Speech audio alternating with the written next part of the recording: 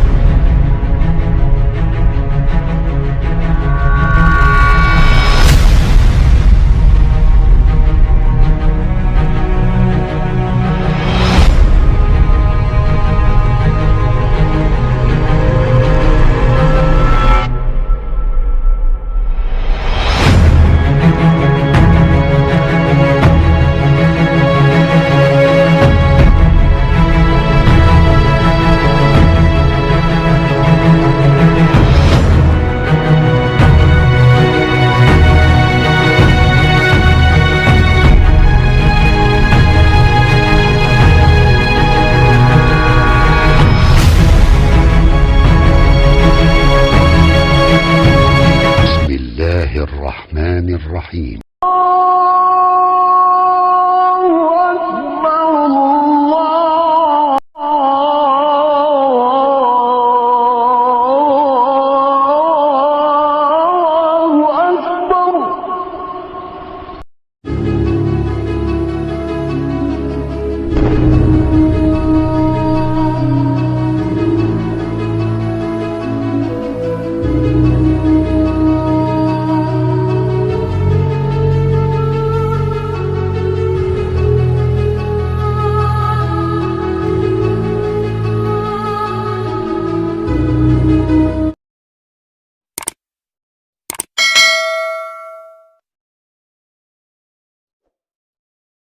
has now become the epicenter of the pandemic, with more reported cases and deaths than the rest of the world combined, apart from China.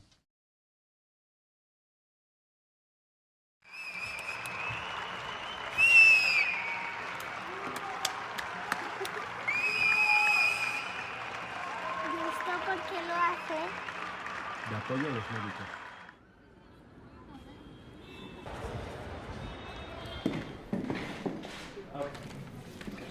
Merci beaucoup, messieurs, dames.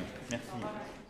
Et nous avons vu trop de gens dans les cafés, dans les restaurants. Cela me réjouirait en temps normal, parce que c'est la France que nous aimons tous. Mais pour quelques semaines, ce n'est pas ce que nous devons faire. Vivez comme si de rien n'était. On leur a dit simplement, ça c'est plus possible, parce que c'est idiot. Vous êtes en train de commettre des erreurs. Parce que vous vous exposez mutuellement. I've got to be clear, we've all got to be clear, this is the worst public health crisis for a generation. Assalamualaikum warahmatullahi wabarakatuh. Salam Allahu Rabbi. Alhamdulillah wa syukurillah, kita berjumpa lagi ya sahabat Peduli Al-Haq. Edisi ini merupakan edisi yang perlu saya prioritaskan untuk mengantisipasi kita semua. Yaitu hari ini topiknya personal lockdown. Ya. Sebagaimana kita ketahui bahwa kondisi negara kita, bangsa kita ini kecenderungan wabah virus sudah mulai banyak ya yang terkena ya, berdasarkan laporan dari Kementerian Kesehatan. Jadi kita perlu juga hati-hati. Namun sangat disayangkan sahabat bahwa tingkat kepedulian ini mungkin tidak menjadi prioritas utama untuk kita semua. Maksudnya begini, saya alami sendiri ya. Jadi gini, kan sudah seminggu kemarin ya, pemerintah daerah dari baik DKI dan segala macam itu menghimbau agar dikurangi kegiatan di luar, dikurangi untuk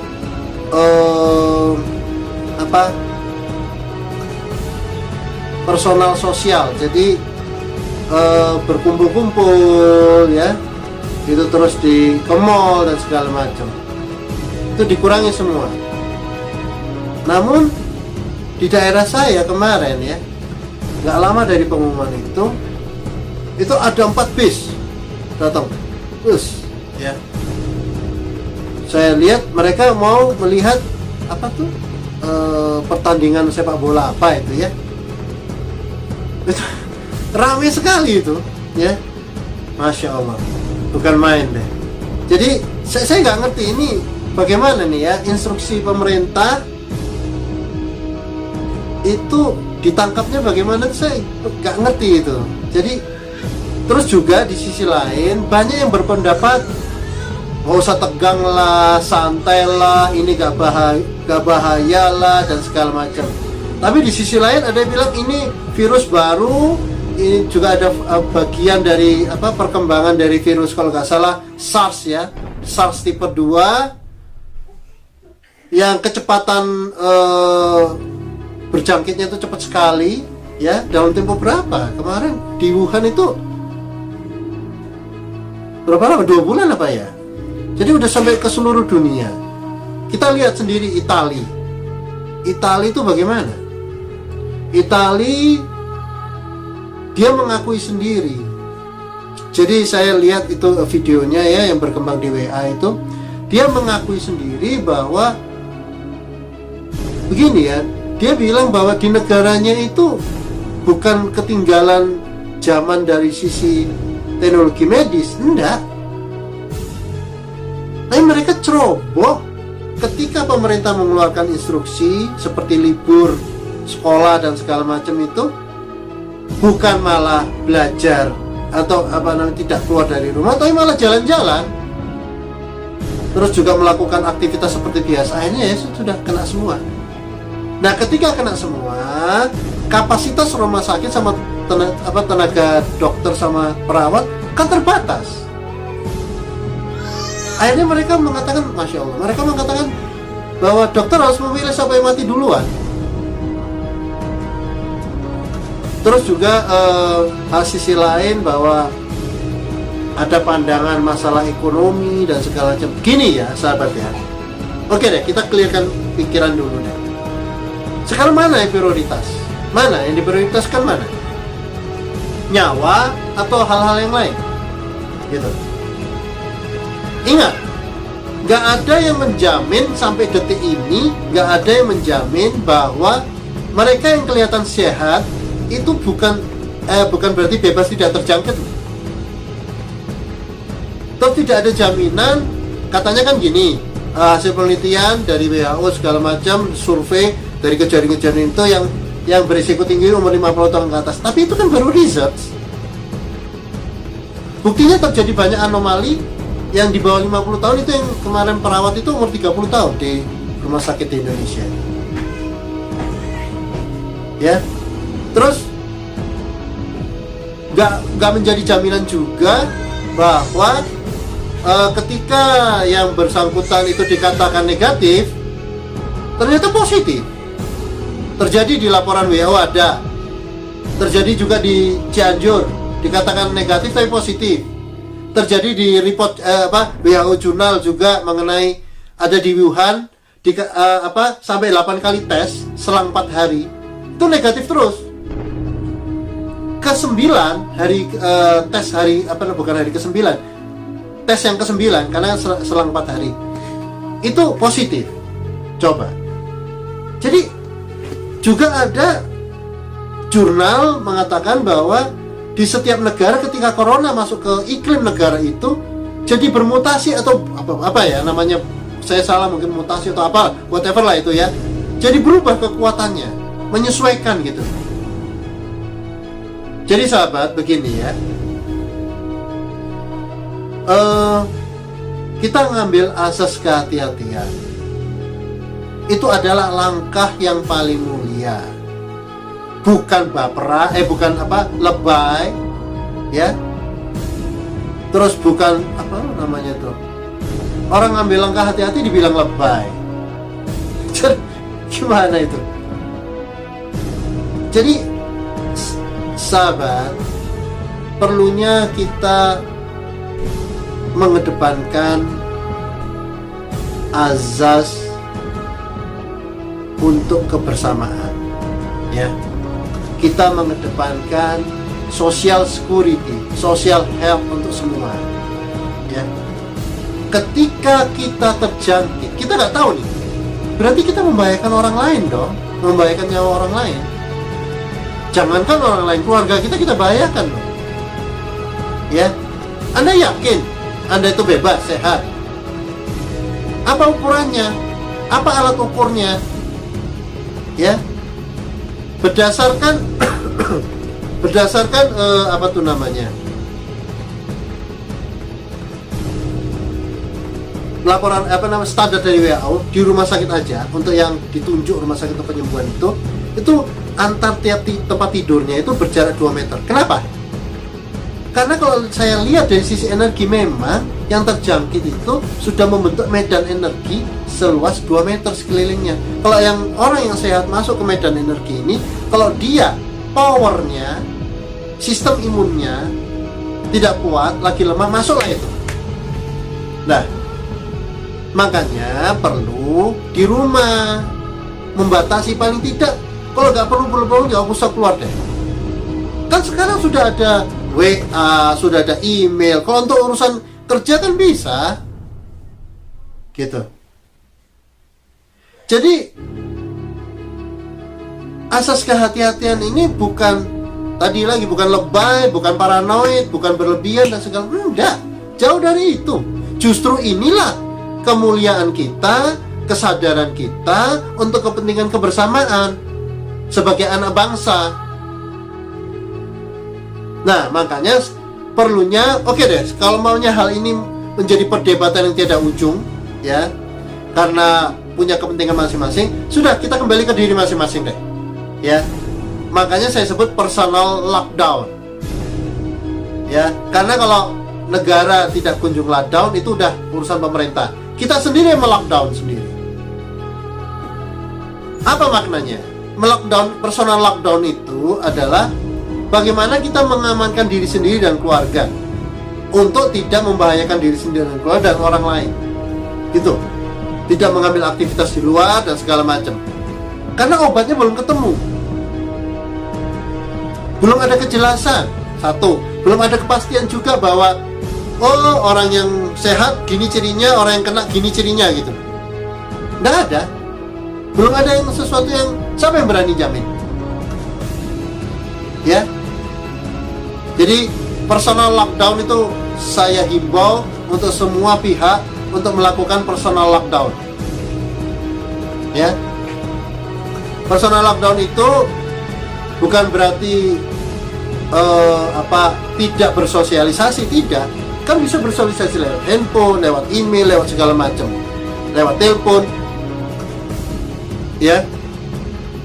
Ini saya bersosialisasi, ini saya personal lockdown ya. Jadi mari kita contohkan, memberi contoh. Bukankah Rasulullah memberi contoh, segala-galanya role model. Kalau maunya masalah social distance ya, kan ada itu panduan social distance, itu sebetulnya bagian dari personal lockdown, menghindari kerumunan dan segala macam ya. Lakukan ini personal lockdown ya, karena dengan personal lockdown kita lebih menghimpun kekuatan diri ya. Kekuatan diri itu ada dua, power fisik sama power jati diri. Power fisik itu apa? Kita menjaga kesehatan, stamina ya, nggak melakukan hal-hal yang sampai capek gitu. Kedua, tidur cukup ya tentunya. Ketiga, makanan yang bergizi, vitamin, dan olahraga yang cukup. Itu menjaga fisik, sehingga kita vitamin ini seperti vitamin C dan E itu bisa meningkatkan imunitas, ya, imunitas tubuh. Nah, itu power fisik. Bagaimana dengan power jati diri? Power jati diri dengan personal lockdown, ya, kita memberi kesempatan pada diri untuk harmonisasi, keharmonisan jati diri, keseimbangan jiwa kita, pikiran kita, kedamaian diri, ya, itu meningkatkan imunitas juga. Jadi dua kombinasi ini adalah ketika akan menguat ketika kita melakukan personal lockdown. Penting itu, mutlak itu personal lockdown. Kalau Anda melakukan ada suatu kerjaan yang tidak bisa dihindari, harus keluar, ya sudah, lakukan itu. Jaga stamina. Kalau bisa jangan melalui media transportasi umum. Kalau bisa, ya sahabat. Jadi ini merupakan sambungan dari yang kemarin, dari video saya yang kemarin, untuk menekankan pentingnya personal lockdown. Sudah tiba saatnya sekarang. Kita nggak tahu sampai kapan. Ingat sekali lagi, Italia itu contoh yang sangat nyata, ya. Satu hari sampai ratusan orang meninggal, ratusan orang per hari, ya.